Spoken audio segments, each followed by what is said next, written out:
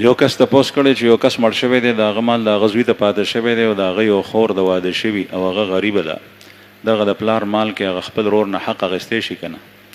دا خور چې تاسو ذکر کوئ په سوال کې، نو داسې مو وایي، داسې وایه چې دا یو زوی او زوی ته یې مال تللی دی او د دې سړي یو لور هم وه. دا خور چې ته ووایې نو خور نه مراد د مړي خور، نو د مړي خور چې وي زوی وي، نو زوی نه مال نه پاتې کېږي خور ته. خو دې تپوس کړی دی د خور نه مراد د دې هلک خور دی چې کوم ژوندی دی. نو چې کله د ده خور شته دی، نو د مړي وارثانو کې دوه کسان دي، یو هلک دی یو جینۍ ده، یعنې رور خور دی، یو یې زوی دی یو یې لور ده. او زوی سره د مړي د زوی سره د مړي د لور په دې مال کې برابر شریکه ده، یعنې دا خور د دې رور سره برابر حصه کېږي.